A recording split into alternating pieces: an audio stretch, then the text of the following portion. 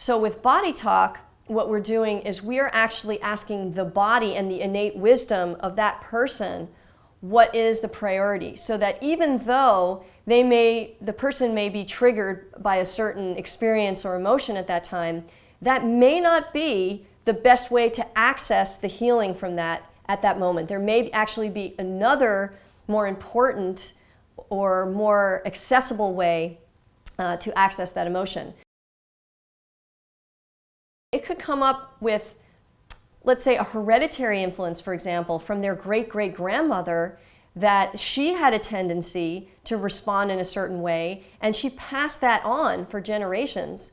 And so now we're picking that up and we're behaving in the same way. So before we can neutralize the emotion for the current situations that are happening at that time, we actually need to disconnect from that tie that's holding us from our ancestral lineage.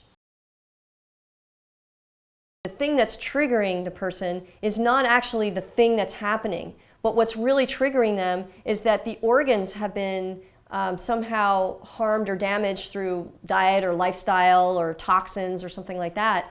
And so they're getting upset. The actual organs themselves, which tend to store certain emotions. For example, the liver tends to store anger. And so sometimes a person, they might go to therapy for 10 years to try to get over the anger that they have about their mother. And then all of a sudden they come to realize they just had hepatitis when they're young, and they balance certain toxins or imbalances that are going on in the liver, and all of a sudden they're like, you know what, my mom's not really that bad.